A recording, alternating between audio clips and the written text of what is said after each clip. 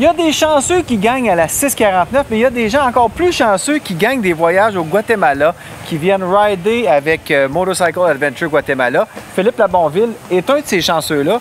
Philippe, on a-tu fait un beau voyage? Ah, c'est extraordinaire. L'expérience est incroyable, la météo, c'est super. On a passé par des panoramas éblouissants. Incroyable, hein?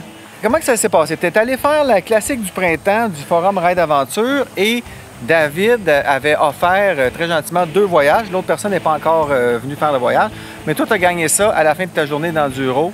Tu as gagné ça, tu ne devais pas en croire tes oreilles. Exactement, exactement. L'année passée, j'avais gagné une paire de gants. J'étais déjà aux anges. T'es le genre de gars qui gagne toujours quelque chose, toi. Puis là, cette année, je gagne le Grand Prix. C'était une journée incroyable. C'est quelque chose parce que ça vaut quand même des sous, ce voyage-là.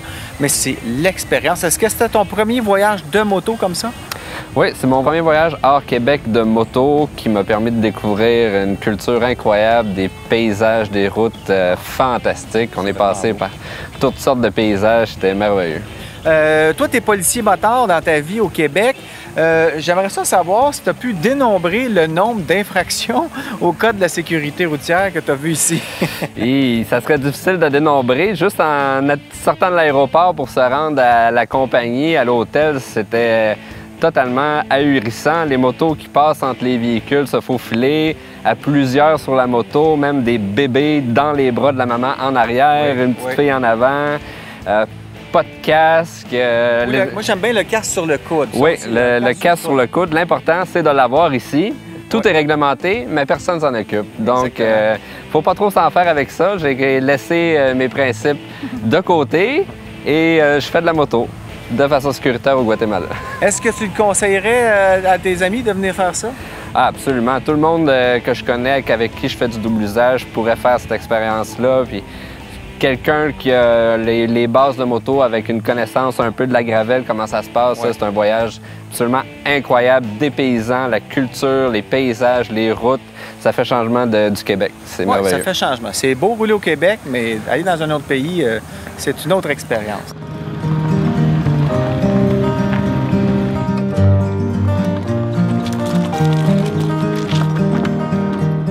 On attendait notre lift pour traverser la rivière parce qu'il n'y a pas de pont ici. Ça va coûter à peu près 1 quetzal, soit des peanuts pour traverser. Le petit cours d'eau, il n'y a pas de pont depuis des années. Et puis les gens sont organisés, il y a des bateaux, tout le monde traverse.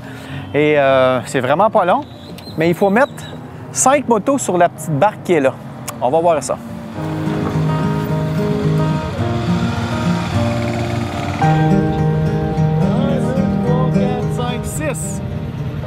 6 motos.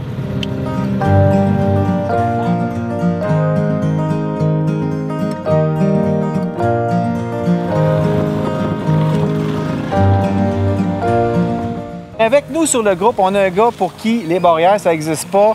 On peut-tu le dire? Oh oui. Le doyen de 72 ans, Yves Poupard de Mont-Laurier, qui est avec nous. Yves, je vais te dire, t'es mon idole. Écoute, quand je l'ai vu arriver, j'étais comme, ouais, il est pas jeune. Puis aucun problème, ce gars-là, il nous suit partout. Ça fait combien de temps que tu fais de la moto, toi? Première moto, j'avais 18 ans. Ah, ça fait un bout, hein? Oh, oui. C'est un Triumph TR6 SC. Ah oui? C'est une belle machine. Fait que t'as toujours aimé les moteurs, t'as fait de la motoneige, t'es pas natif de Mont-Laurier, t'as resté longtemps à Montréal. Puis il faut dire que toi, t'es venu ici il y a 50 ans au Guatemala, sur le pouce, tu sais. Il y a 50 ans, comment c'était il y a 50 ans par rapport à aujourd'hui? T'as-tu vu des différences? Dans les villages, dans les montagnes, ça n'a presque pas changé. C'est encore le même monde, les mêmes petits marchés, les mêmes petits... Les mêmes habits, hein? Ils sont tous les habillés mêmes un peu pareil. habits, tout.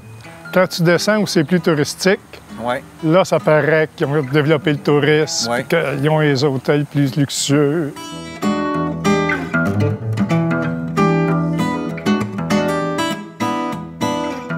Tes impressions sur le voyage, d'abord l'organisation. Les gars prennent soin de nous autres, ils sont toujours là si t'as un moindre petit problème, ils sont toujours en avant de tes demandes.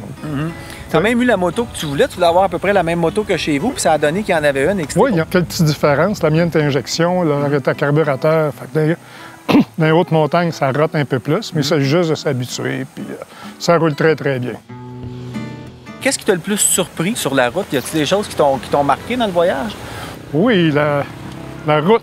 La route en tant que... La route, parce que c'est assez rough, il faut dire. Oui, c'est un fond très dur. Oui. puis avec des fois, tu as de la petite roche dessus ou du sable. On dirait que des fois qu'on roule sur des billes. C'est vrai qu'il faut vraiment être prudent. Il faut être prudent, il faut faire attention dans tous les tournants. Ils disent pas si c'est un tournant normal ou c'est un U-turn, tu sais. Une flèche, ouais. Yves, si tu avais à décrire le Guatemala à un de tes chums quand tu reviens, comment tu vas dire ça? Je dirais que les paysages sont à couper le souffle. Les ravins, ils t'arrêté le cœur, surtout dans les petites routes. Tu passes d'un climat à l'autre. Tu es dans les montagnes, c'est un climat, c'est frais. Tu arrives en bas, c'est chaud. C'est chaud, chaud. Très chaud, oui. Hein? Très chaud. C'est différent tout le temps. Ouais. Mais les gens sont tellement souriants. Tout le monde est souriant ici. C'est extraordinaire. Hey, merci Yves, puis vraiment, bravo, t'es mon idole. C'est vraiment cool. J'aime ça avec toi. On a du fun ensemble. Oui, on a du fun.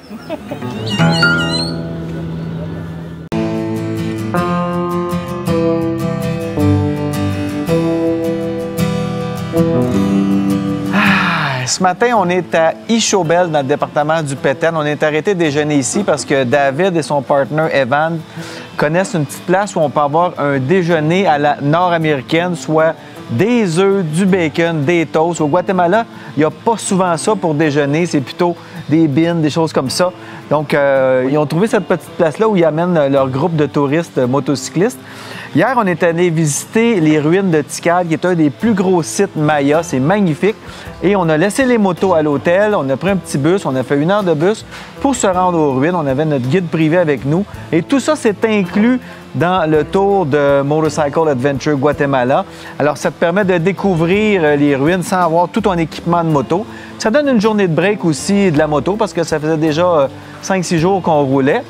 Et là, ils nous amènent ici ce matin pour le petit déjeuner. Il y a des hamacs. J'en profite. Écoute, c'est vraiment la belle vie. On reprend la route. Tantôt, on s'en va voir une chute. Et un peu plus tard, un vieux château qui est, je ne sais pas dans quel état. On va le découvrir avec vous. En tout cas, la vie est bonne.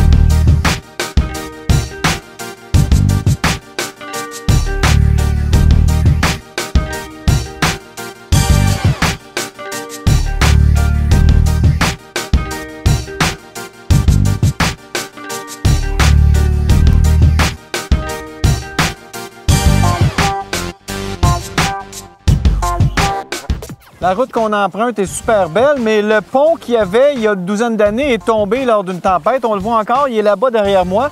Et là, on y va avec les moyens du bord au Guatemala. Il y a un gars qui s'est fait une installation avec 4 chambres à air, puis je pense une porte de grange. Tu t'embarques là-dessus, puis il te traverse à pied.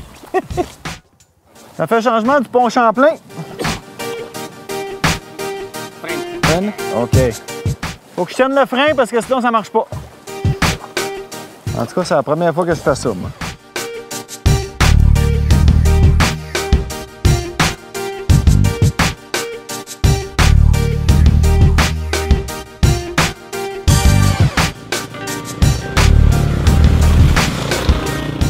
Après à peu près 7 heures de route de terre, il y avait beaucoup de poussière.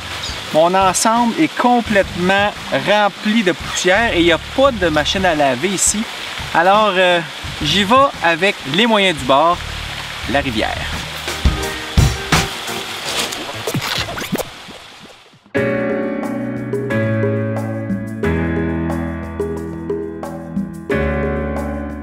On vient de finir notre dernière journée de randonnée au Guatemala. David, encore une journée exceptionnelle. On a eu une grosse journée. Une bonne grosse journée. Oui. Il y avait un pont bloqué, une route bloquée à cause d'une manif.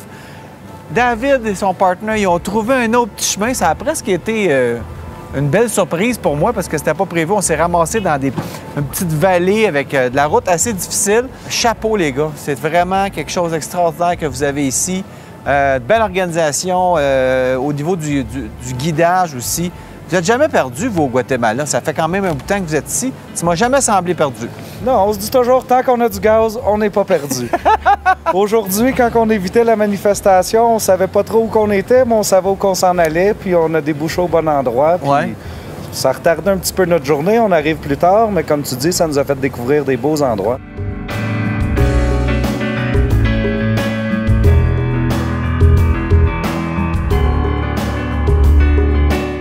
Alors, ben merci beaucoup. Si les gens veulent se renseigner, vous avez votre site web. Et puis, je pense que vous allez être content d'accueillir les Québécois. Hein? Ben oui, on est toujours content d'accueillir les Québécois.